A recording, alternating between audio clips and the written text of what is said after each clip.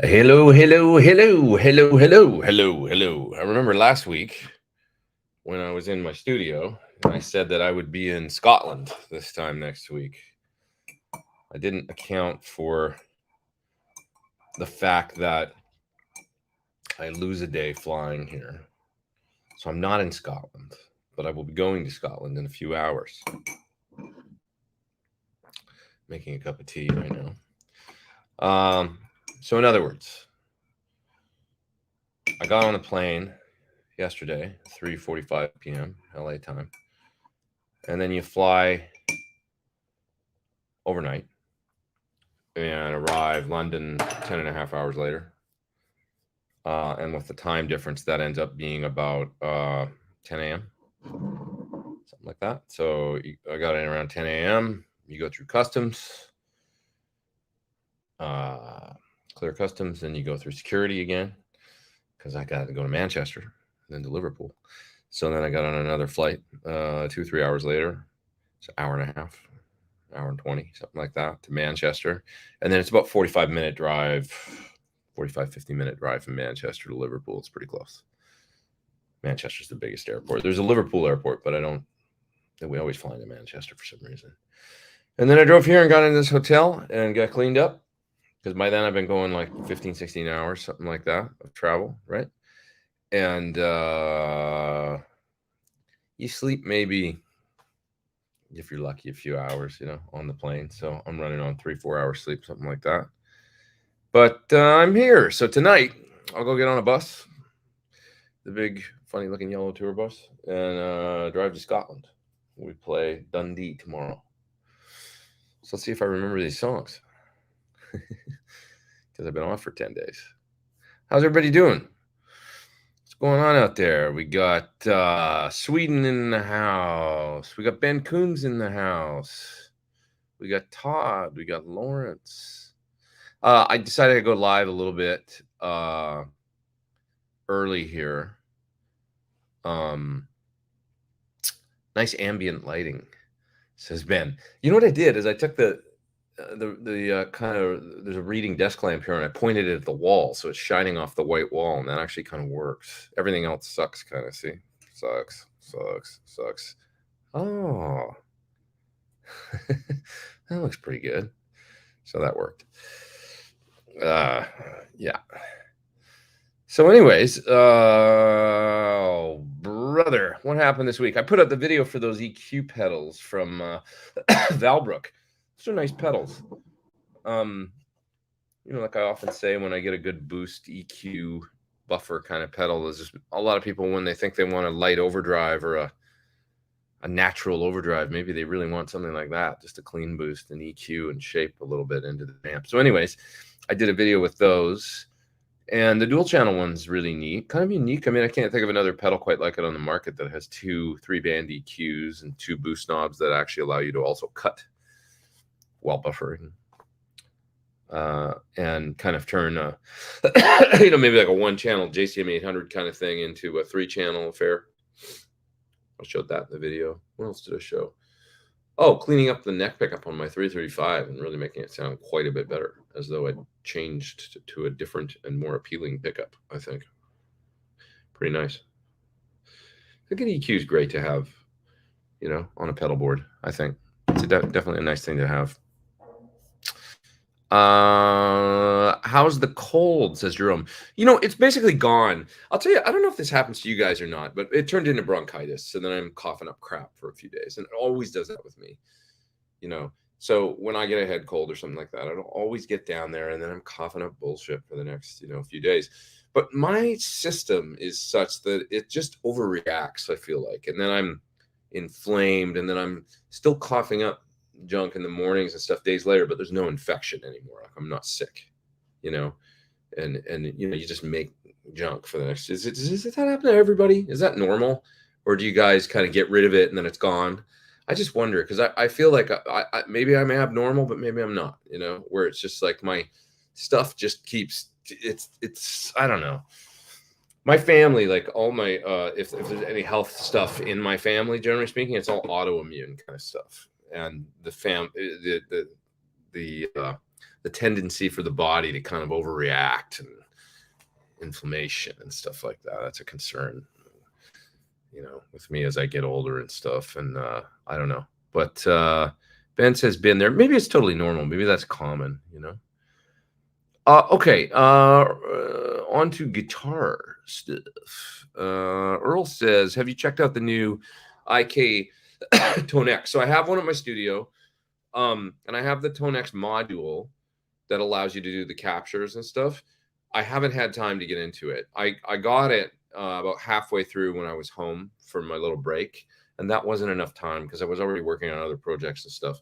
It was maybe going to be there right when I got home, and then I would have had more time, but I just didn't have time to get into it. So I'm going to do it when I get back and check it out. But what I want to do is maybe get Michael Nielsen to come over. He made a really nice video for the ToneX box, and he and I are friends, and he's a great guy, and I really like what he does. So I'm maybe going to get him to come over and show me how he set it up with his system, because I set it up and I wasn't, the jury's still out on the captures that I was getting. But when I heard his video, they sound really good. So maybe I'm doing something wrong, is what I'm thinking. It looks like a highly capable box and a really capable you know, system and stuff. Scott says, I love the whole ToneX ecosystem. Yeah, it's cool. It's, you know, IK is a thing. Like if you're used to using Amplitude and stuff, it's a thing, right? I'm not used to using it. So for me, it's a little bit of a new process getting into it and stuff. I don't know if you guys find that or not, but I don't find it, just to be 100% honest, like the easiest thing in the world. There's a lot of, you know, the way that they do presets and captures and the way that they store things. I don't, it's a little, but you know, it's just every company's got their way of doing things. And I recognize that when you come out with products and having things like menus and different pages of things and the features you're going to include, and it all becomes this big monster that kind of you have to manage and stuff. And no two companies are the same with this stuff. So entertainment speculation says, do you have the box, the pedal, or both? I have both right now, so I can get into it with both. Make some my goal is kind of probably capture my amps and put them in the pedal and try them out, but also try a few sounds in the pedal that it kind of, you know, would come with. Todd, thanks for the super chat. When tracking rhythm with 2 mics on a cab, when you're doubling the track, now you have 4 tracks. How do you deal with panning this in a mix? So Todd, what I do is I bus. I don't print all those tracks. So I'll bus 2 mics. It's a good question. I'll bus the 2 mics down to 1 track. So I'm not ending up with a couple tracks of audio for every single guitar pass that I do. I used to have that, and then I learned how to bus within Logic. So I bus digitally within Logic. I know other people that do it analog, you know, through a console. You could do, right? Or you could use some sort of analog summing. You know, if you've got a console, though, you can do it. And most situations, I would say they're not, you know, I think in most situations where there's a couple mics on a cabinet, the engineer will choose to kind of get the sound and bus both the mics to 1 track.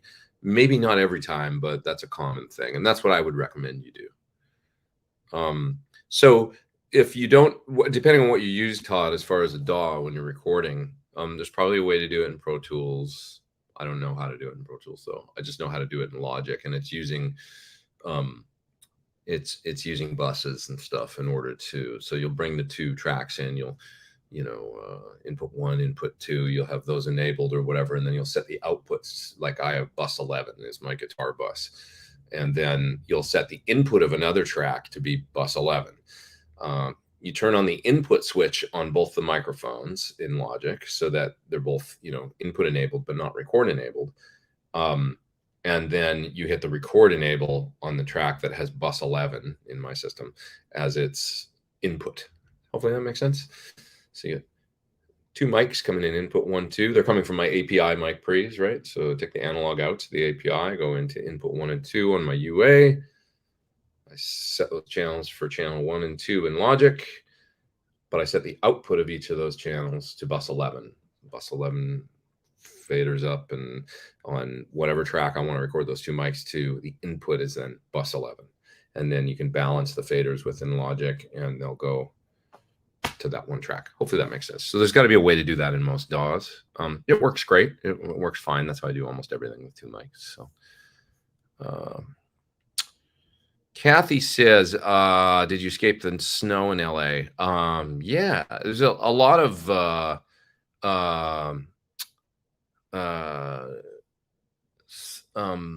like snow up on the mountains, like halfway down all the way. And I've seen a lot of people post pictures today and stuff like that. When I was there yesterday, I couldn't see it, you know, like the rain was like brutal, and, you know, just, you couldn't see, like, it was just, I'm sorry, I'm really tired, but what's the word I'm looking for? You know, it was just like, washed out, so that you couldn't see the mountains or whatever, you know? So it was like low visibility. But today it looks like it's a clear day, and there's a whole crazy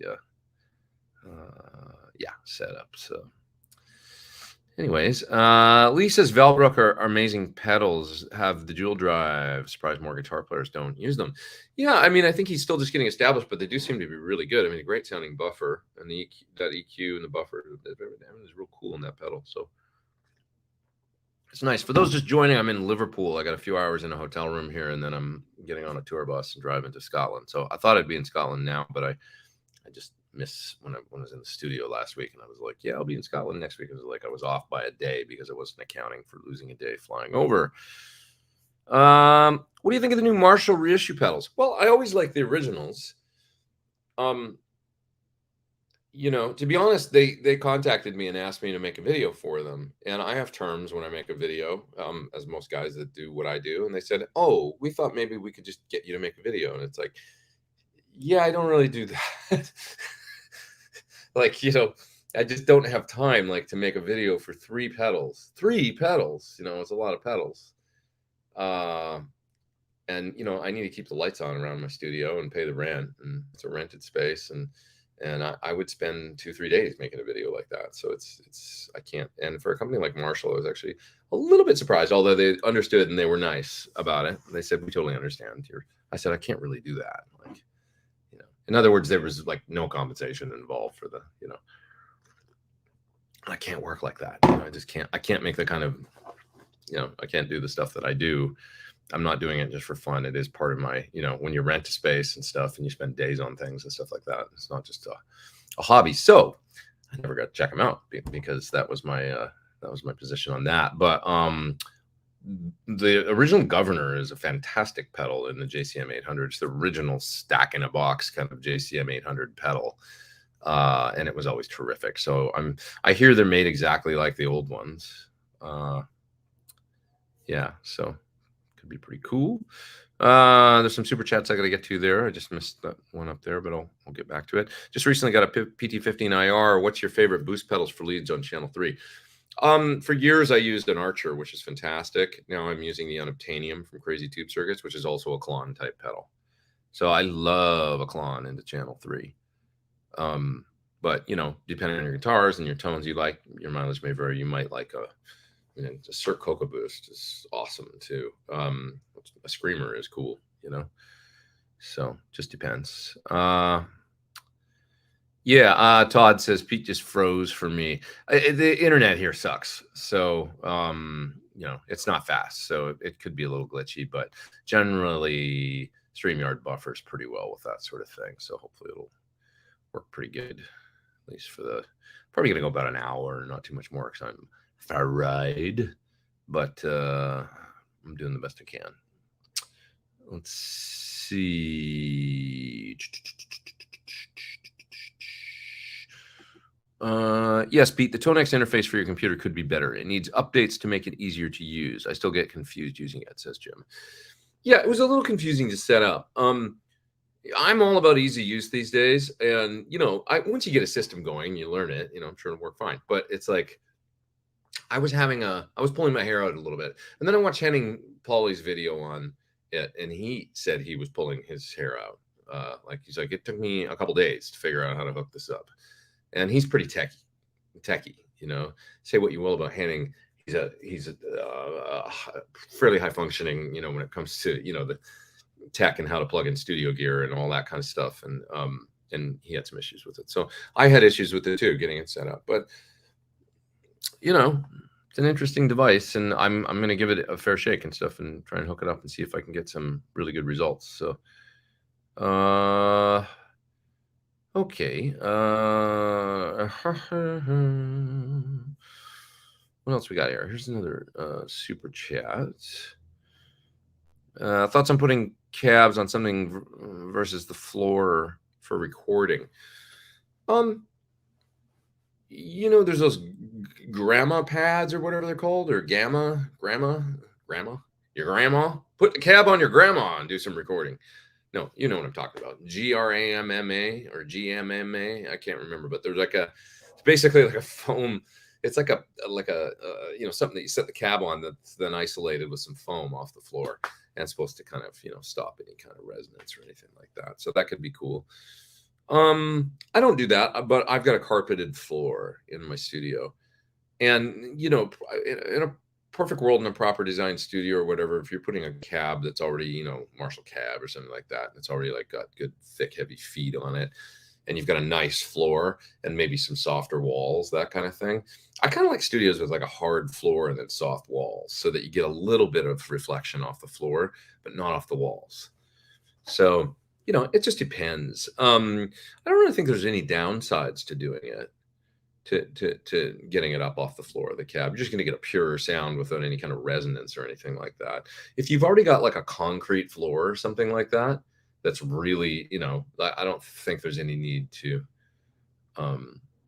other than to avoid reflection. So if you want to mic one of the bottom speakers, say in a 412, and you know, you get a hard floor, it can get a little weird having mics down there. I find I usually like to mic the top speakers in that case, but if you lift the cabinet up a couple feet, it doesn't matter then. So yeah, you could use some, it could be milk crates, or it could be in a road case, you know, whatever it is. Then you'll get the more pure sound, right, coming out of the cab.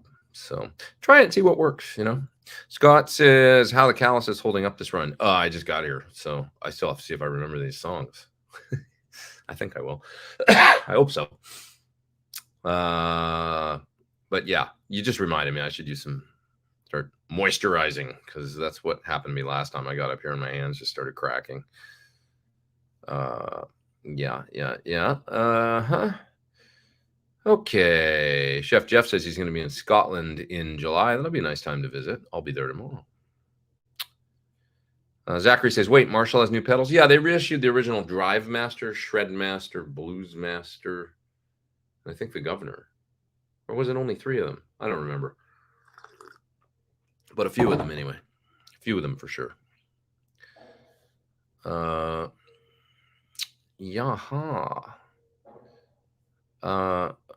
Chip says,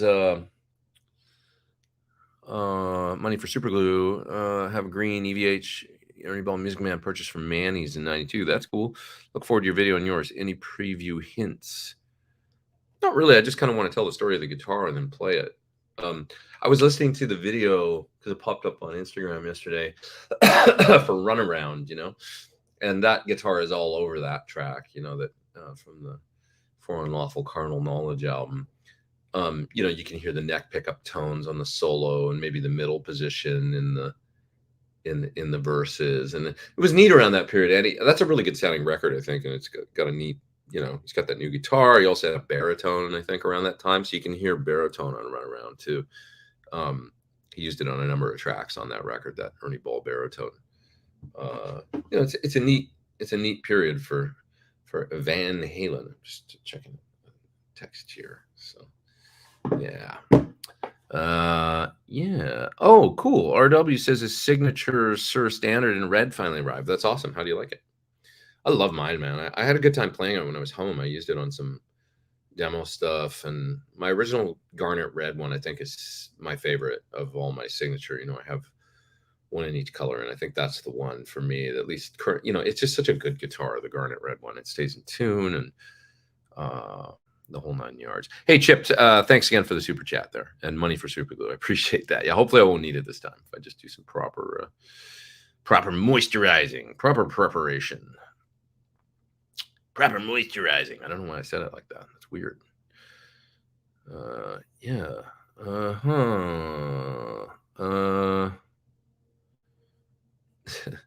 Captain Quirk says, when you get to Scotland, have your Scottish friends try to say purple burglar alarm. Really? What does it sound like? I'm scared to ask a Scottish person to say that. Music Life with Arthur says that he never liked those Marshall pedals. I don't know, dude. The Bluesbreaker is what the King of Tone was based on, I think. The Governor is pretty great. Marshall Drive. The Drive Master was good too. I don't know about the Shred Master, but the Drive Master, I remember them when they came out. Oh, I thought they were really cool. I mean, nothing, keep in mind, nothing sounded like that then. Like nobody made an amp. They were like one of the only amp style drives on the market. It's really what they created them to do, was sound like their amps, you know. And that wasn't a thing, you know. There was fuzzes and big muffs and tube screamers and distortion pluses and stuff, but there wasn't like a real ampy distortion that could fool you into thinking you were listening to an 800. And the Governor, pretty great. I mean, they command a lot of money, the original ones. Anyways, that's right. Jeff says, I hear Sir is hiring. They did put out an ad this week. If anybody's a guitar builder out there and they're in the Southern California area, or wish they were, and they would like to look into that, they are hiring people right now, builders and all kinds of stuff. So it's a good opportunity to work for a great company. Yeah.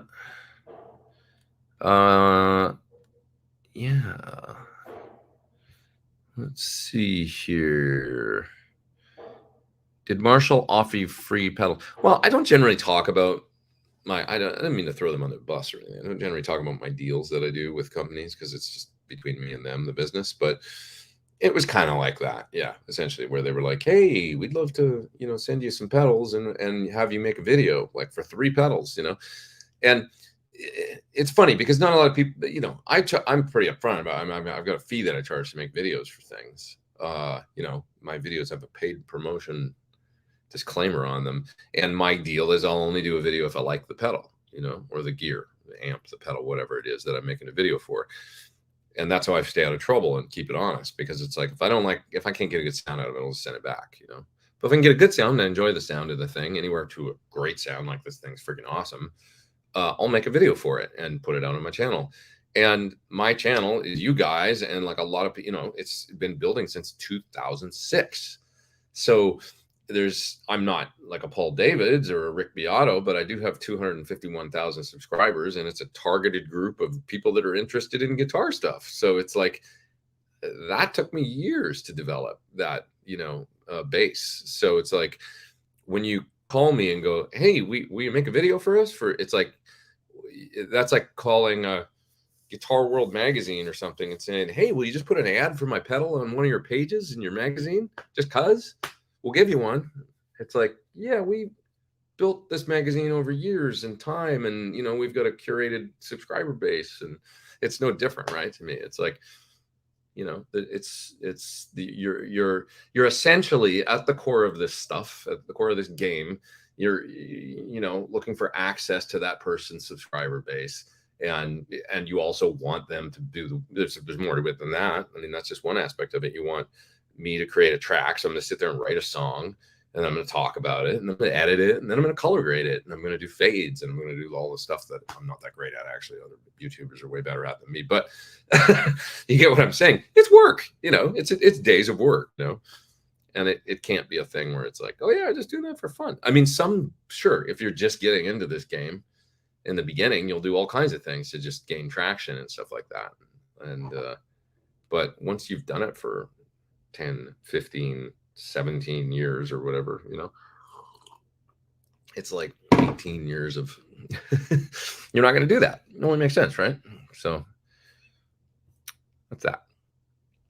I'm not saying I do, you know, it's not all about making money and stuff like that. I like to make all kinds of videos sometimes that are just pleasure, you know, like vanity or like, you know, like an AC30, what's great about, or whatever, you know, like videos where I'm just stoked to do the one I did on the train wreck amp. That was so fun because that's special. And it's like, you know, it's not, I'm not trying to sell anybody anything or market something. I'm just being, we're like curating, you know, we're talking about history and we're talking about, it's just fun because we geek out on guitar stuff all the time. So I still make videos like that all the time, you know, or these videos, you know, it's like, you know, this, I love doing this. It's super fun. So it's like, it's not really about earning income or anything like that. It's about sitting here and hanging with you guys and geeking out and talking guitar and stuff. But the big core of my, of course, I'm a demo guy. It's just, that's the way it worked out.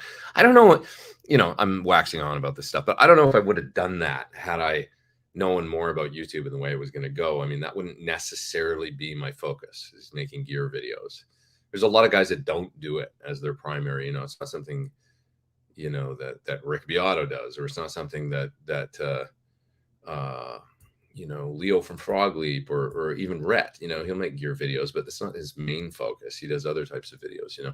For me, it's generally, yes, it's 85% of the videos I make is that. And that's just kind of the way it went. And that's, I guess, what I do, you know, for better or for worse. So anyways, cool to see you on That Pedal Show, reading Tone Wizards. Great interview of you and John Sir. Also reading Tone. I see. Yeah, it's two different things.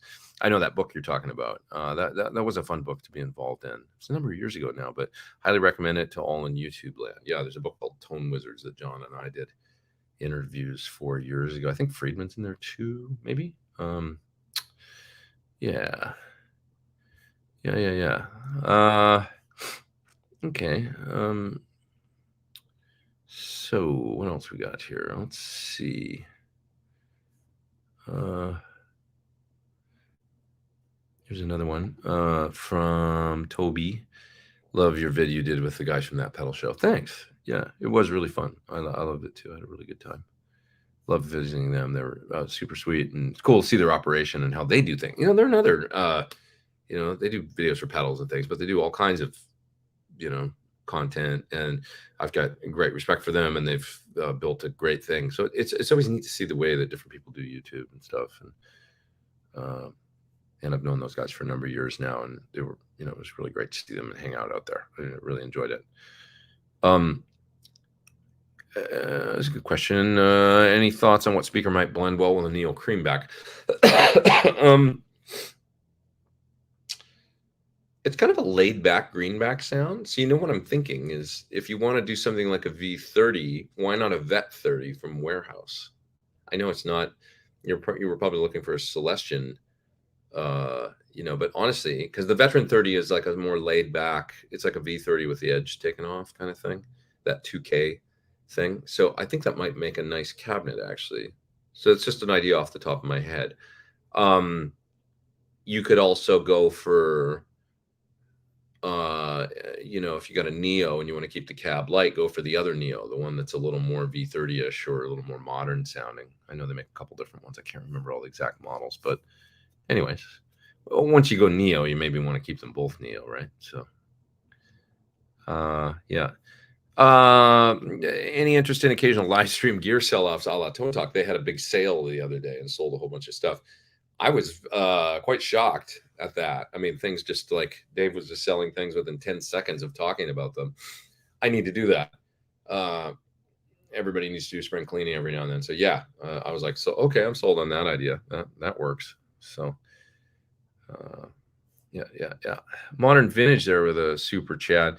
Thoughts on recording with Clearsonic baffles versus a mic'd cab and an ISO cab road case? That's a great question. So I have a Clearsonic baffle, but it's not like the ones you see. Well, it's similar to the ones that you see live, like Bonamassa using, and I'm actually using them now out here as well on tour. They work great for diffusing the beam and making the sound guy happy and stuff like that. I got no problems with using them. Actually, I quite like them.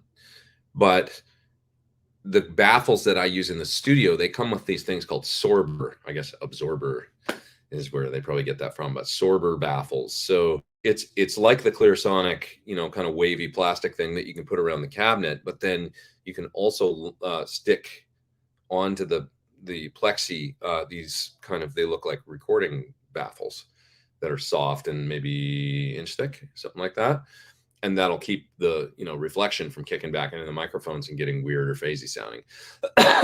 Not that that's a huge problem anyway. I mean, but it does tend to soak up more sound. So when you're recording and you're trying to isolate your cabinet or trying to isolate your, you know, so that you're getting less volume, maybe in your basement or like in a closet or something, you know, Plexi's not, it's going to make things somewhat quieter, you know, but it's still just going to bounce around in there. You kind of want to absorb some of that sound to kind of, you know, and it also comes with a big Sorber panel that you can close up the top with. So long story short, if you look at the amp pack on the Clear Sonic website, and you'll see the Sorber baffles and stuff, and you'll see it kind of comes with a big long one that you can put on the top of the whole thing and kind of close the top. Man, it's amazing how much sound it soaks up. Like, it kind of cuts the volume in half of a cabinet. So you can crank up an amp pretty good and then put that all around it, and you can kind of talk in the same room all of a sudden with the, and you're not completely closing it up in a road case or anything like that, you know? So it's not, you're not going to get total silence, but it does help a lot. And just know that those Sorber baffles are what makes that happen, more than just surrounding it with the plastic or whatever, or the plexi, I should say, you know?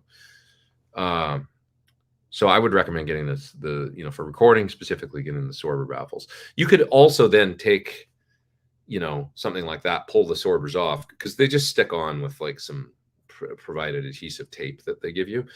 You could take those off if you ever want to use it live and take it on the road or whatever, or at a gig, and just put the plexi in front without the Sorber, because obviously when you put those panels on, you can't see your amp anymore, and maybe it's too much isolation then for playing live. Anyways, hope that makes sense and is helpful. What else we got here? Let's see. You sound better. I am, yeah. I was just saying, I get like inflamed, like when I get bronchitis or anything. My goodness, racy out there. I get inflamed, like, and I still, you know, cough up crap for a couple days, but I'm not sick anymore, you know. And that's the stage I'm in right now, where I feel like I got about a day or two more of that, and yeah. So, but no, I'm basically better, and I got my energy back and stuff, so that's good.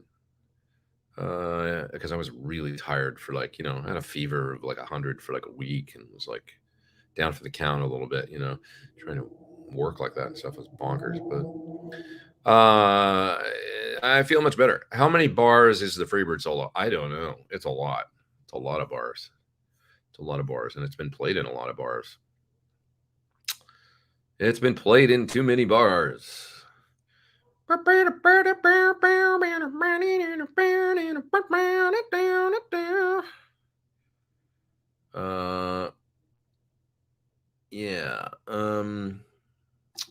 What's this say? I didn't like Eddie's Music Man when they first were released. When EVH started, I started to come around. Well, it was surprising. I remember when Eddie came out with that guitar, because we're so used to seeing him with, you know, Super Strats.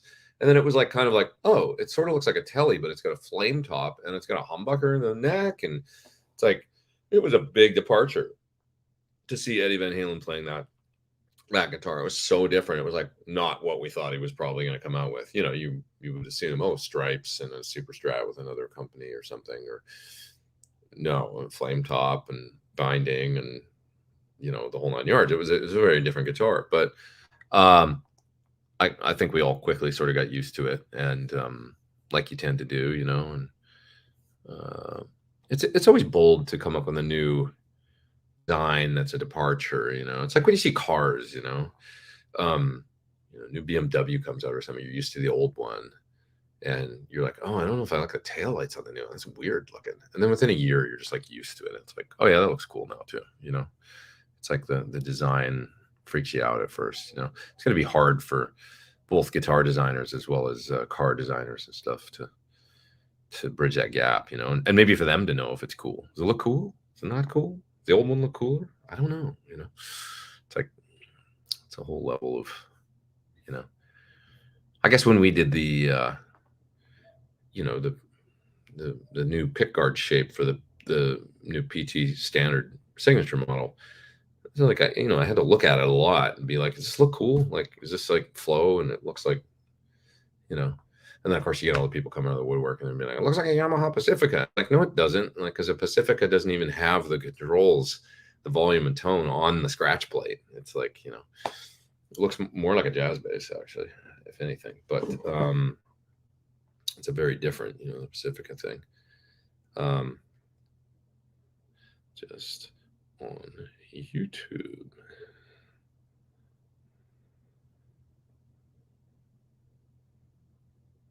There we go. So, let's see. Honestly, the size of the boxes is what killed those original Marshall pedals. Do you remember when they came out with the version 2 of them? They were like smaller. They were gold and, you know, and those sounded pretty good too, but now they've gone back to the originals. So I don't know. I mean, I don't know. Oh, that's interesting. I got a BBE Crusher, which according to Josh Scott is a Governor, was released before the Governor. You know what else is a Governor? Is the JHS Andy Timmons is kind of based off a Governor, if I'm not mistaken, which was based off the one side of the Sweet Tea. I don't remember if he makes an individual pedal. That was the one side of the Sweet Tea was like a Governor and it's a dual pedal, great sounding dual pedal, by the way, from JHS. A Governor on one side and a Screamer on the other side. So it was really cool because you boost the Marshall with the Screamer, essentially, right? So that's a good pedal. JHS Sweet Tea. But the Andy Timmons was based off that Governor side, I think, too, which is a great sounding distortion. So there you go. There it is. The Marshall Bluesbreaker was way nicer than a Tube Screamer. Well, it's just different. You know, much more down the, you know, evolved, I would say. It's probably a little more, you know, it's 10 years down the road from when a Tube Screamer was developed, at least, right? Maybe a little more. Early 90s, late 80s, early 90s, I think. And yeah, and I think that's, like I was saying earlier, I think that's where the King of Tone came from. The Bluesbreaker based designs. Bluesbreaker. Can't tell if I'm slurring my words or not. I'm just tired. I give the rundown of how much travel I did today a little bit earlier. I won't bore you with it, but it was about 16 hours or something by the time if you count all the cars on the front end and the back end of getting to the airport and then getting from the airport to the hotel and the whole 9 yards. Yeah, it's a better part of 3/4 of a day, I guess. Yeah. I'm pretty far back in the chat, I think, so I better move down a little bit. But for now, CK with a super chat. I can only imagine being able to play any band's songs with your guitar skills. Well, I don't know if I can play any band, but my favorite is Rush. Lifeson is so unique in his approach. Yes, he is, and it's difficult to copy him. Do you ever play something like Hemispheres? I've never learned Hemispheres, actually. My friends used to play that when I was a kid. That I used to go see in my formative years when I was like 15, 16, sneaking into bars. My friends in this Canadian band called Click that were amazing. And they used to play like, you know, early Rush and they would just kill it. My buddy Al, he nailed all that stuff. The thing about Alex is he has this random, not unlike EVH in some ways and stuff, he has a random phrasing. So like the solo on, you know, YYZ, for instance, is so all like try and figure out what like the time. You can't, you know, it's like it's very free, which is not the way I generally play guitar. I'm a little more 16th notes, 8th note triplets. So I'm a little more like that. So it's actually really good for me to break out of that time thing and be a little more free with my time and just try and emulate what Alex was doing, a little loose behind, forward. It's a hard thing for me to do. You guys have that? Like any of that? Like, are you a little more like, I just grew up very rhythmic and playing to metronomes and stuff. And so it's like, that doesn't always jive with the 70s style of, you know, improv and Alex Lifeson and Eddie Van Halen and stuff. It's like, it was a bit more of an 80s thing that everybody was metronoming and stuff, but it's a great sound. If you can get into playing around the time and do it authentically, it really, then it's kind of, it's got a little more soul or something, you know? So I tried to kind of get into that when I, you know, and when I play that YYZ solo live, it's really fun because it's a lot on the second string, you know, and just kind of like in this, you know, quasi very Eastern sounding scale, you know,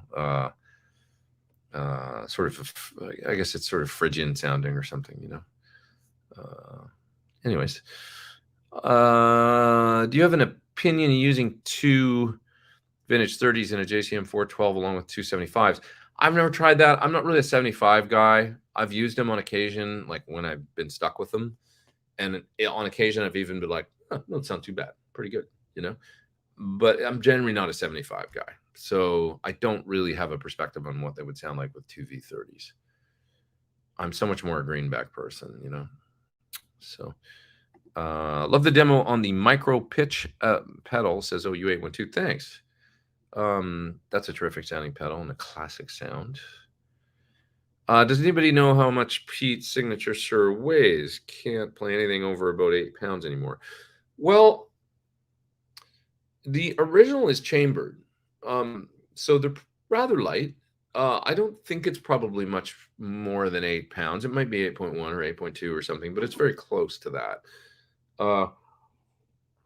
It's a funny story because they're genuine mahogany, the body, and it's hard to find light mahogany these days. So they built me the guitar, and my first one, and I was playing it and I loved it and it's great and everything. And then I'm like, you know, when we, okay, do you want it to be a signature model? I'm like, yeah, okay, let's do that. And then we designed the signature and made some changes and everything. Guitar finally comes out like a while down the road, and I'm looking at the spec sheet and it says chambered mahogany body. And I'm like, chambered? I never said to be chambered, you know? And I had all this, like, you know, whatever preconceived notion about it. And they're like, well, your original one is. And I was like, really? And they're like, yeah, that's how we do those, you know, because it originally came from a model called the Mahogany Deluxe. And I just said, just make it like that. And I didn't like specify, but I thought it was like, no, it's a mahogany body. Well, it's chambered. They do chamber them to keep the weight down and stuff like that. Well, guitar sounds great. So I was like, oh, I had no idea. So there you go. So that's how that came about. So it's not really that heavy. Now the older one is not, you know, the new one that's come out now, PT Standard. That's just an older body. It's going to be sort of more standard Strat. You're going to get some heavier ones. You're going to get some lighter ones, you know, depending on the body, just like you would with any, you know, Fender Stratocaster or something like that. So just depends. Yeah, your PT15 is very nice. Thanks so much. I appreciate that. I love it too, man. I was doing a little R&D for a pedal at home, and I plugged in 2 in stereo the other day, and it was so much fun. It sounded so good. I'm just going to boil some more water for tea here. Add a little bit of water to my tea. This is fun, you guys. It's helpful doing this. Sorry, the kettle's boiling, so it might be noisy. It's fun doing this for me right now because I was getting really sleepy, and I'm still like a little delirious just from the travel and stuff. But this is helping me stay awake, and it's actually helping, you know, kill some time in a really positive way because I've got about another. If I can stay up for another 3 hours, I'm good. You know, I'll get to the bus. I gotta go take an Uber to the bus in a few hours and get on there, and then I can go to sleep. So, yeah. Okay, let's see.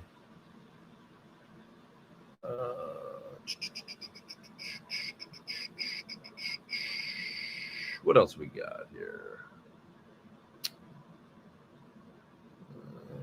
Just looking through some of the questions. You've been doing this since 2006? Yeah. I was early on YouTube, you know? I remember there wasn't many guitar YouTube channels. I mean, it was like there was Justin Guitar, you know, with his great lesson channel, and myself, and not much gear going on. I mean, there wasn't like people doing gear demos. I think I will say, hey, I think I was one of the first, you know. In 2006, I was making videos of amps, and 2007, I did one for the Sir Badger right when it came out. I think I was one of the first, you know, early days. So I will give Steve Vai credit for making the first gear demo that I ever saw, which was Blue Powder, that fantastic track of his. It's still one of my favorite Steve Vai songs that he recorded with a Carvin X100B, and it came as a flexi disc. People won't know what the hell that is, but it was literally like a record that you came on a plastic sheet that you tore out of Guitar Player magazine. It was about the size of a 45, and you could drop it on a turntable and put the needle down. And it was like Steve Vai demonstrates the Carvin X100B amp. Like, what year was that? 84, 85. So I think, you know, he's a cutting edge guy, and I think he actually came out with one of the very, very first gear demonstrations, you know, and especially by, doing it with a song that was so effective. Anybody know that track Blue Powder? It's so cool. I always really liked it. It's kind of like, it sounds like Flexible, but one step beyond, like even better audio and tone and stuff. I think Flexible is really cool. It's just, it sounds a little like home studio-ish to me, which it was, but it was like amazing at the time. It's like nobody was doing that stuff. Played a Gold Sir JM through the PT15 recently. Amazed at the versatility you coaxed out of those 6v6s. Had a hard time not taking both home. Take them home. Yeah, it is a really versatile amp. I love it. I love it. Love it. Yeah. Here's one from Douglas. Can you do video series of tone sculpting for specific sounds? How you would create sounds for specific songs, amp, pedals, cabs, order of pedal, or loop EQ. Yeah, I mean, it'd be fun to do. I kind of do that, I guess. I mean, sort of. I feel like that's most of my demo videos in a way, but I know what you're saying, It's always been kind of my intention to, if I record another record, to do something along those lines where, kind of like detailing, okay, here was this track and, here's how I approached it and this is what I did, so hopefully that'll happen. Music Life with Arthur says, I started rebuilding my high school rug. I think you mean rig. It was a PV Backstage Plus, a Bandit, and a Digitech PDS 1000 delay. So was it in stereo? That's kind of fun. My high school rig was a Marshall MOSFET 100. So it was like a JCM 800, sort of the 2205 model. I think they are, like the Rage Against the Machine one. They're not Michael Schenker one. They're not necessarily super desirable one. But and then a solid state version of that MOSFET, but they sound pretty good. It was a good sounding amp. I mean, I remember good sounding amp. I remember doing like a lot of band practices and a few gigs with it, playing, some of my early formative in front of like, playing at my high school gym at lunchtime or in the theater or whatever, doing like a big old battle of bands in a park that had like probably like 900 people there or something, in a park downtown Edmonton, playing with that amp, so but actually like getting out and playing, and school dances and stuff like that. I remember using that amp on. So that was, I'll say that was my rig. I don't remember if I had any pedals. I think I might have kind of plugged straight in. I mean, I had a couple pedals. I had a Boss Super Overdrive. I had a Chorus, but I don't remember using them. I think I was a kind of like straight into the amp, crank up the gain and go kind of guy back then. Now, eventually, by about 88 or 89, I moved to a Mesa. I got a really great amp, actually, which was a Mesa Caliber 50 that had the EL84s in it. So it was a 50 watt, but with EL84s. And they only made that amp for about a year because I think they used to overheat a lot and red plate the tubes and stuff. And then they changed them to 6L6s and they didn't sound the same. They sounded harsher, but mine sounded really good. I remember it being cool. I got rid of it though, because it was red plating tubes. And I got a studio preamp like a year later, and a 295 power amp and a 12 space rack. And I started going that route. And then I got a Digitech DSP 128. And so I had that in the rack, and and I moved to LA with all that stuff. I shipped down 2 Mesa Boogie vertical 212s, and that 12 space. I mean, imagine what it cost. It was like, what was I thinking? Like, I should have sold it all in Edmonton and then bought new stuff in LA. Bonkers. But that's what I did, because I was silly. This was like, that's my rigs from the time I was 15 or 16 until I was like 19, was the Marshall, and then the Mesa Caliber 50, and then the full-blown rack thing, and I worked my butt off for that stuff, man. It wasn't like, I was teaching guitar. I taught up to 30 students a week for a little while after school in my last year of high school, and playing gigs and whatever I could do. So I was like saving money and just kind of paying. I remember I think my dad lent me the dough because imagine, it was expensive for a kid. The Mesa 295 power amp, the studio pre, the rack, the 2 212s, And it was a bit of a point of contention because I was getting to be that, like, you know, rebellious kid where I like didn't want to rely on my parents, and you know, I didn't want my dad guilting me or anything like that about lending me money, about, because you know I was like 18. It's like, well, I was trying to break out of all that, you know. But eventually I relented, and he lent me the dough for the, which was very nice of him, you know. But it did come with a price. That's another, you know. He did hang it over my head a couple times. I lent you all this money for this gear, and you know, it was like stuff like that, family dynamic crap that is more information than you need. But anyways, I gave him 12 post-dated checks for $250 each or whatever for all that gear that I'd gotten, and paid it off over a year or something like that, a loan to my dad. So that's how I did that. You're making me think. I haven't thought about that in a long time. Using a 50-watt plexi with Fryette power station in my live rig. Want to add my Sir reactive load IR to go to front of house. Would you place it before or after the Fryette? Well, yeah, you're in a bit of a conundrum there, aren't you? There's a couple different ways you could go with it. You could plug in both loads set for, if you were to set, I think, the amp for 4 ohms, and you were to plug in the reactive load at 8 and the Fryette at 8, now it's like you're loading with 2 cabinets. You might want to ask Dave Friedman this, but I think if you set the, or Sir or something, but you might want to set the amp for 4. Is that right? I think that's right. I could be wrong. It's just the impedance thing is just, I'm just tired right now and stuff. But you just want to make sure you get the impedance right. Set the impedance correct on the amp for what we're doing, which is going to be 2 parallel cabinets, right? You know, so think of the reactive loads, the Fryette and the Sir, as being like 2 speaker cabinets, right? 8 ohms, let's say, you know. So whatever the impedance would be for 2 8-ohm cabs plug in. Somebody tell me out there. I'm just tired right now, but I think it's right to set the amp at 4. And then you can then take the output of the reactive load and go to the front of house, and then you can take the output of the Fryette and run it through a cabinet for onstage sound. It should work just fine, I think. Yeah, with both those things loading.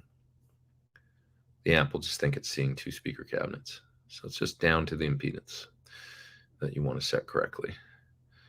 Hope that's helpful. What else we got here? Let's see. Oh, it's funny. I mentioned my friend Al earlier that was in the band Click. I've got a Seymour Duncan convertible 100 combo. That's what he used back then. Kind of a rare amp, and he got great tones out of them, but I know that they were not reliable, those amps. But interesting, you know, these amps, but Seymour Duncan made for a while in the mid 80s, for those that don't know, and they had these switchable preamp modules that you could pull in and out and kind of change the tone. So you're mentioning kind of like Synergy. Bought a Syn 1 with a BEBB module as a preamp. Do you think it will travel well? So you're really going all convertible and a Synergy, which is kind of like the modern convertible. Do I think it will travel well? Well, just outside of that, I just know that the convertibles were kind of slightly unreliable. I don't know exactly why. You might ask somebody like Friedman or something, but they just had a reputation for failures. If it works, fine, don't worry about it, you know, I would say. And yeah, you can hook it up and use it as a you know, an alternate preamp to what's in the amp. With the Syn 1, that'll work just fine. Let's see here. Just got a Thorn tune, my Strat that is Texas Specials. Awesome combo. That's awesome, Scott. Good to hear. I'm glad you like it. I'm going to hang out for another probably 20 minutes, guys, and I'm going to split and go start packing up in here and stuff and go to it's going to be not a super long one tonight, but I'll go at least like an hour and 10, hour and 15, something like that. And then it's going to be time to get ready to go get on the bus. What's this? He would even fit the part if you made all his hair stick up with static electricity. Who are we talking about? Are we talking about me? Or someone else? Okay, what else we got here? Let's see. Travis says, glad you're feeling better. Thanks, man. Yeah, I do. I feel pretty good, actually. Yeah. JG says he's got to run. Hey, man, thanks for hanging. Thanks for being here for a while. Appreciate it. Johnny says, wishing you all the best for your health. Thank you, my friend. Appreciate that.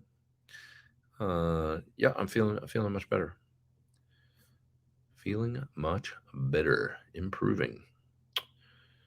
Let's see. Do you have a particular guitar strap? There's a company called Lamanta from Argentina, and a lot of people ask me about the strap. Like, I've got it on that pedal show episode I did with the red guitar, so check that out. It's a really, really nice strap from Lamanta. They're an Argentinian company that make nice leather straps, and I really like them. I like the width of them is just right. Some leather straps are a bit too bulky and a bit too leathery, if you know what I mean. This one's not like that. It's very comfortable, and I really am quite comfortable with it. So, and they look great. They're kind of this like aged looking, you know, with like cracks in them, and they got a cool like pattern, some of them on them. You know, they make all kinds of stuff, but the ones that I have are it's sort of silver, and it just looks really great with the red guitar. So that's my current kind of favorite strap, I guess. Yeah. Okay. Let's see. Going to the Cruel World Fest in Pasadena in May. Would staying in Glendale by the Galleria be too far for Uber? No, that's about right. Yeah, Pasadena hotel's pricey. Yeah, stay in Glendale or La Cañada, or that's even probably closer actually. If you get a Montrose or La Cañada, which is spelled Canada, La Canada. Look for a hotel there. Maybe it'd be real low key and probably, you know, a little cheaper. There's some San Gabriel Valley tips for you there. Glendale's not far at all. Yeah, I prefer Pasadena, but Glendale, actually downtown Glendale's got its own thing going on. It's like a lot of restaurants and shops and stuff, and it's cool. Pasadena's a little smaller and a little more like old towny. Glendale's a little more like a medium-sized city vibe. But yeah, it's not far at all. You literally get on the freeway and go over the hill, and boom, Rose Bowl's right there. It's like probably it's gonna be, you know, busy going to a show, but if there was no traffic, it would be from Glendale literally a 10-minute Uber ride. Let's see what else we got here. Oh, there's a big old super chat from Peter. Thanks, Peter. Appreciate that. Great to see you back on the road. Thank you, man. Any videos planned this week? I did a video for the Amped 2 from Blackstar. So that's an amplifier pedal that has effects built in. So I just need to edit it. So that'll be coming. And then also, I may or may not, I thought maybe I would just finish it up when I got back, but I may do a video for this Ernie Ball Music Man guitar that I have out here and just kind of put it out, maybe record a little bit at Soundcheck or something like that. I kind of wanted to do a song with it though, for a video to show the guitar properly. So that would mean waiting till I got back home to my studio. Unless I were to do something out here and use like Quad Cortex or something to record it. I could maybe do that if I get really, you know, inspired or something. We'll see. I'm gonna spend a little more time on that though. On that one. The Amped 2 video will be coming very soon. Do you remember what age, at age 14, how you felt when DLR left Van Halen? I was still like getting to know Van Halen really at the age that, you know, yeah, I was like 14, 13. And they just seemed like they kind of hated one another at that point. So it was like, well, yeah, maybe they shouldn't be in a band together then. There was so much acrimony, you know, surrounding the breakup that it was like, and then when you saw Sammy with Eddie on the, you know, quickly after that, I mean, I remember the music coming out and going, I don't know if I like this sound as much as 1984, but I still liked it. Like I clearly remember, by the way, hearing for the first time on the radio, Why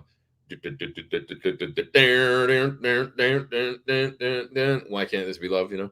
And I was falling asleep going to school, and I had the radio on. And I was like falling asleep, and I was like, so it was like new Van Halen single, and I was like, oh, and I sort of woke up, and then when I woke up in the morning, I thought I had a dream that I heard new Van Halen, and then it came on later that day, and I was like, oh no, I did hear it because I remembered what it sounded like. So I remember all that, and going, well, that's a lot of synth, and it's kind of like Jump, They can't. Why can't this be love? Was a little like Jump, It was the synthy thing, without a ton of guitar on it or anything like that.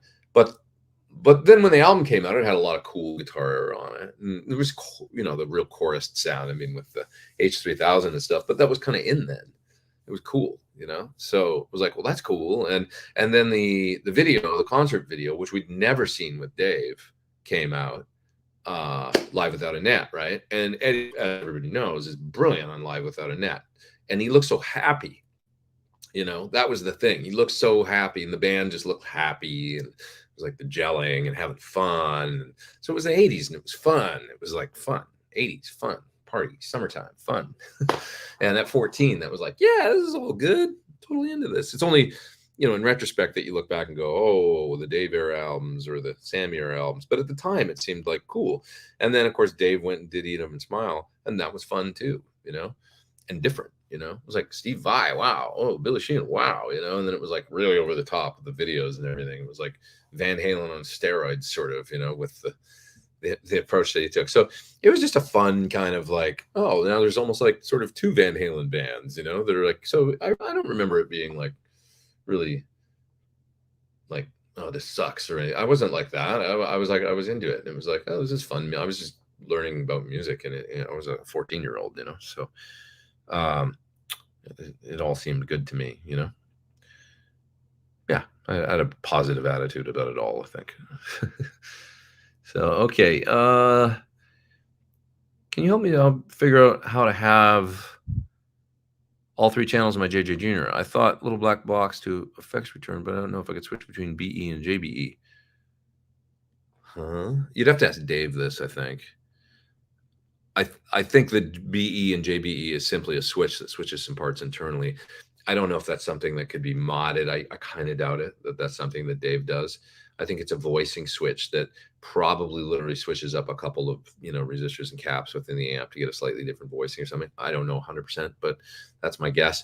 And that it's probably not something that's like foot switchable, I think on a JJ Junior, you basically got a clean and the dirty sound that you can then switch between BE and JBE, right?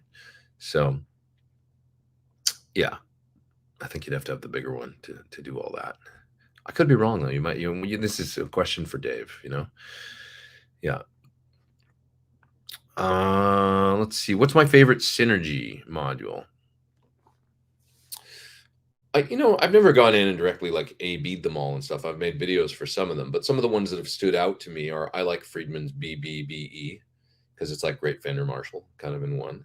I like the Steve Vai one because it's like hyper sparkly Fender on the clean channels with great clean sound. And then the lead is really different than any of the other ones. That Steve Vai kind of darker, fat, really nice for liquid kind of, lead stuff. It's cool for his thing. So I like that one, the green one, the Vai one. I like the Savage from Engel a lot because it does a real cool metal thing that sounds different than most of the other modules to me. I like the Deliverance were cool too in their own way. They had a real cool dynamic kind of thing. Those are the ones that stick out in my head right now. Yeah. Surfer B says he just saw Greg Koch last week in Boston. Great show. The whole band's amazing. That guy is one of the greatest guitar players to walk the face of the earth. He's just a monster guitar player, and I love his personality and sense of humor that comes out through the guitar when he plays. But he's so good. He's so good. It's like, how do you get that good? He's just a really, really, really amazing guitar player. Yeah. Oh, am I this far back in the chat talking about Lifes? And Tom says the solo on Free Will is pretty phonetic. It is. When you think of the solo on Limelight, Alex's solo on Limelight, it's so kind of avant-garde, and he was wonderful. So I'm going to move down in the chat because I'm going to go maybe another 10 minutes, something like that. So I'm going to go down to the bottom. I'm sorry, I'm going to miss a whole bunch of questions here, but ask again at the bottom if I hit these super chats.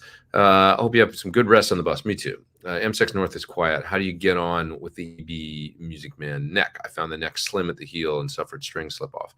It's a little slim at the heel, but it's its own thing. You know, I can deal with that. I'm pretty good, by the way, with like different neck shapes, whereas other people get a little bit, oh, I can't handle this or that, like different types of necks. I'm pretty good with different neck shapes and getting, you know, being able to play them and get used to them and go, oh, this one does this, you know. Somebody's just texting me from the band here.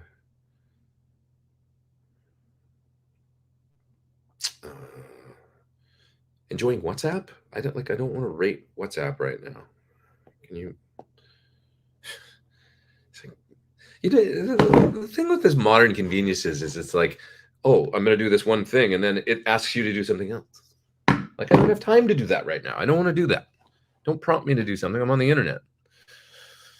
Sorry, I shouldn't have even picked it up. I shouldn't have even picked it up. It was a mistake. It was an error on my part. I love the tone and the mix of your tune into focus. Thanks. Could you elaborate that? You know, it was that's a lot of Kemper, believe it or not.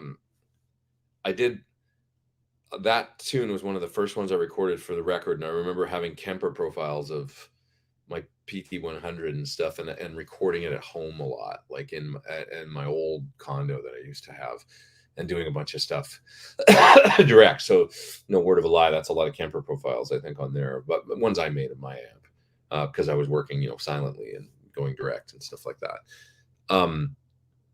Treble booster is the other thing. So I was probably running the 65 treble booster. That's a big part of the snarly on that track in front of the amp sound. So it's the 65 color boost, I think it was called. They don't make them anymore, but it's a great sounding Rangemaster style pedal, where you can pick the, you know, how fat you want it on a 5-position click switch, that kind of thing, and gives a real snarl. So yeah, those are the two main things I remember about the tones on that. You know, using the Kemper PT100 profiles and then hitting it with the with a treble booster in front. Excuse me. Chris Buck is a good friend of mine. What are your thoughts on his unique playing style? I think it's amazing, man. I think he plays like a lead singer, like he's singing on the guitar. You know, his phrasing is incredible, and he's the sweetest guy. He's a super nice guy. Love that dude. Great cat. Saw you asked about Friedman's VTM. I was wanting it too, but joined the stream too late. Nostalgia man, wanted one so bad back in the day. They are cool. VTM, basically you can make it exactly like a Jose. They copied Jose mods and stuff, and if you set the switches a certain way, it's just like it. Yeah. Chris Buck is phenomenal. The Frampton gig at Royal Albert Hall gave me goosebumps. That's awesome to hear. That did you go to the gig, or did you just see it like recording of it or something? I'm not sure, but he, you know, yeah, I'm so stoked that he got to do that and open those shows for Peter and stuff. And I'm sure the, you know, folks that were there to see Peter and didn't know who Chris was were probably like, oh my God, like, because it's cool. It's like Peter's final tour, and then seeing somebody like Chris up there, you're like, okay, it's going to be okay. The guitar's in good hands, you know, as we all age and get older and stuff. Chris is a young player and he's killing it, you know? So it's like, I thought that was a nice gesture from Peter to let Chris and his great band open the shows, and also just, you know, nice for the fans and stuff, I think. Yeah. Because it can feel a little like, you know, especially in that style, like that, you know what I'm talking about, style, that particular style of guitar playing. I guess it could feel like, oh, is this a, you know, as we all age and stuff, is this going to care? But Chris is like one of the greatest players in that style I've ever heard, that lyrical kind of blues, soulful, you know, I mean, he's a friggin' monster at it. So it's like, you know, it's him instantly. He's got his own voice already on the guitar. It's pretty great. Yeah. Yeah. Let's see. Todd. Yeah, this was fun. Pete and Chris shot a YouTube video. This was very spontaneous. It was 5 minutes after I met Chris Buck for the first time. We were at Guitar, what the heck was it called? Gear University at Toman. And the first year I went to that thing, which is like a, you know, YouTuber event that they do at the Toman, which is, Toman's like the the Sweetwater of Europe. So they've got a great big facility and a store, and you can go there and try gear there and stuff. But they also mail order gear all over the place, worldwide, basically. Well, we went in the amp room, and I said, I said, you want to make a video together? Like, and he's like, yeah, sure. What do you want to do? And I was like, let's just throw a camera up and do a video on like cheap practice amps, like under $200. Let's just plug into stuff. We'll just be like two guys fly on the wall, kind of like, we'll plug it into this Yamaha THR and a little baby Marshall that's like 159, and see what we like about each of them. And that was the video that we made. And there was no more thought put into it than that. We rolled the camera, the lighting's terrible and stuff, but you can hear pretty good. It sounds good in the video, I think. And it's just Chris and I trying out amps and passing the guitar around, kind of, and that was really fun. That was literally like we just met, like right then. So it's that's that. Ian says my mic level dropped down. I'm not actually controlling it. It's just automatic through, I'm not changing anything, or there's no level or anything. It's just through StreamYard. So it's probably just a streaming thing. Yeah.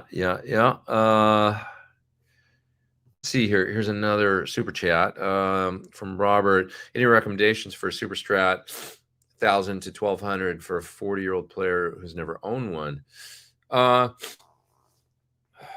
Super strat in that range. I mean, Fender makes quite a bit of stuff, man. That's like hot rod strats that have a humbucker in the bridge. I would probably just go that route, probably made in Mexico, that kind of thing. But if you find a nice one and it's a good weight, it's like cool guitar, So. And they make them with Floyds and stuff. So look for a Fender in that price range, I would say, I know that's a typical kind of answer, but honestly, that's what I would do. Let's see, just grabbing a few of these super chats before. 410 versus 212 for clean humbuckers. Oh, I don't know. Low, medium, plus volume. I don't know, honestly. I mean, I love a 410 super reverb is a great sound. Or when I think 410s, I think Bassman, Tweed Bassman, or maybe Alnico speakers, or maybe the, if you mod them with either Alnico Golds or Greenback selections, that can be a great sound. Or I think of super reverb and that sort of sound. So, and that's a cool sound too. I mean, a super reverb is great with a Les Paul. It's great with a Fender style guitar too. So 212, cool sound too. It's just different. I don't know. There's too many variables there. Sorry. Todd Roy says Foo Fighters announced tour dates in 2023. Do you know who will be behind the kit? I have a sneaking suspicion, but that's all I will say. Yeah.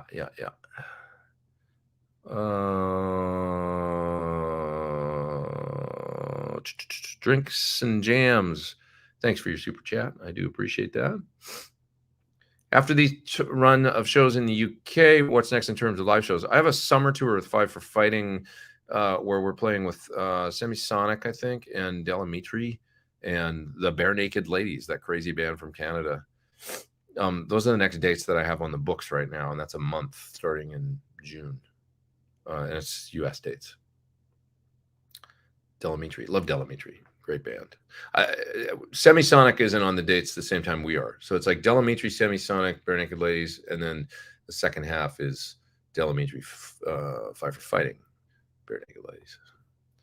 Yeah.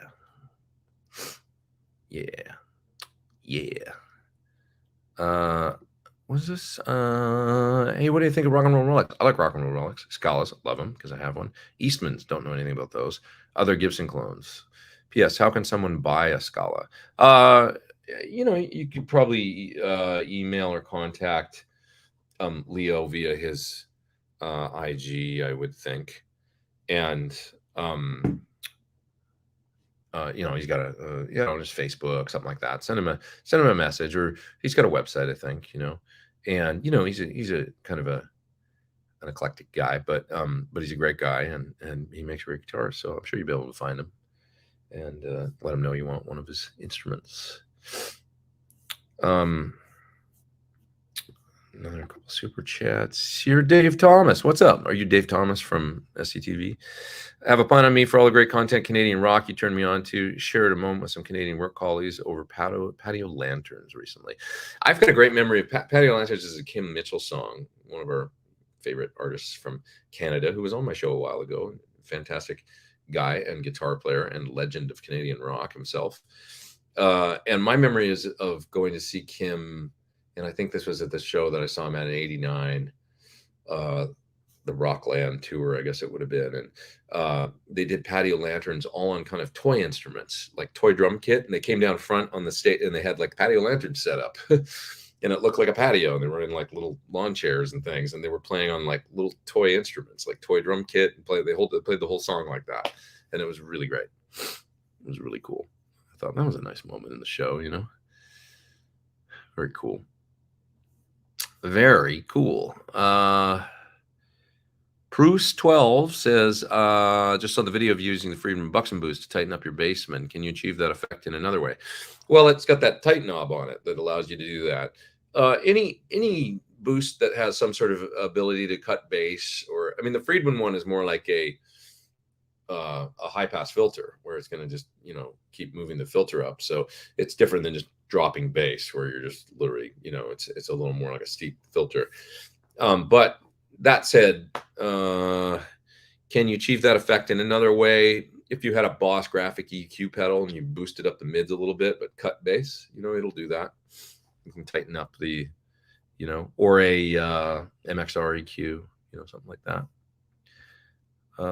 Yeah. This fella says, just want to thank you for helping my tone journey. I'm running Quad Cortex, Fret, PS100, 112. It sounds leaps and bounds better than any FR experience I tried. That's awesome. Excellent. Yeah, and then you can run IRs to the house, right? But you can have your cabinet on stage and enjoy that. Yeah, it's great, right? Running a real guitar cabinet. Easy.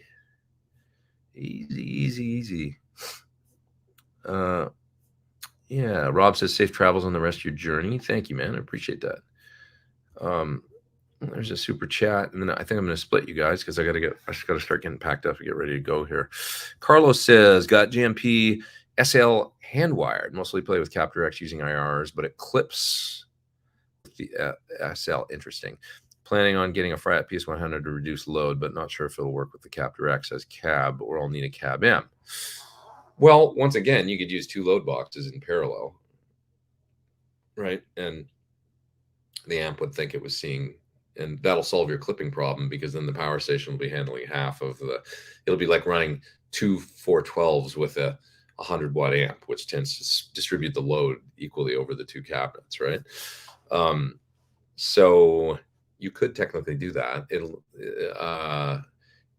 once again, I think you'd have to set the amp for 4, and then you'd have an 8 ohm setting on, because I think the most Captor X's are 8, right? I think you can get ones different impedance, but anyways, if it's an 8 and then you got the Fryette set for 8, it'll work.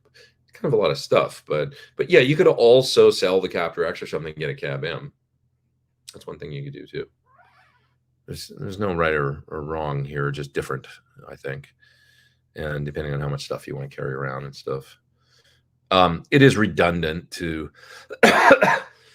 you know, I would probably sell the Captor X, use the Fryette for load and reamp, and then get a cab M. And you can still use all the same cab sims then and everything, and it makes a little more sense.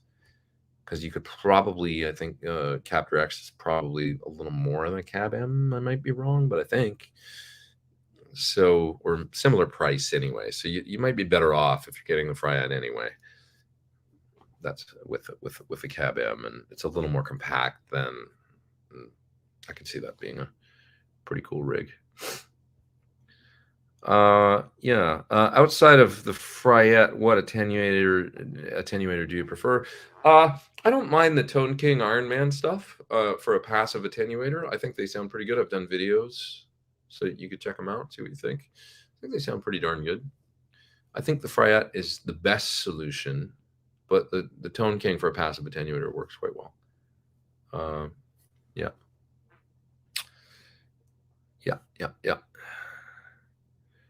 So, weather forecast for Scotland is chilly but good. That sounds good. Yeah, I'm sure it's going to be kind of cold up there, but that's okay. I'm good with that. All right, you guys. I think I'm going to split. I'm about an hour and 20 minutes in, and I got to get my bag packed up here and then get over to where the other guys are and stuff like that, and get on a bus tonight and ride all the way to Scotland. So next week, let me take a look and see where I'll be. What kind of situation is going to be next week? This worked out good, having a few hours here to kill anyway. And like I say, you guys kept me up, and I feel actually kind of wired now. Like I was really sleepy when I maybe have had too much caffeine. Now I'm not going to be able to sleep. Okay, I digress. Taking a look at next Sunday. We have a gig next Sunday, and then we have a gig the next day in Nottingham. So we're in Crewe next Sunday. So I'll be doing a after show dressing room scene. So it'll be more in the afternoon next week. It won't be the 11 a.m., 11:30 a.m. usual time thing. It'll be more like a 3:30 p.m. LA time situation. Or if you're on Europe time, it'll be 11:30 at night kind of thing. That's when I can do it next week. But I will do it. I will be here. All right, you guys, you're the best. Super fun as always. Thanks for tuning in. And Ben's got Tim Pierce on his show, he says, this week, so check that out. And Ben Coombs, and thanks for being here, Ben, my faithful moderator. Good to see all you guys. Everybody hang in there and have a terrific week. And we will see you on the other side. Take care.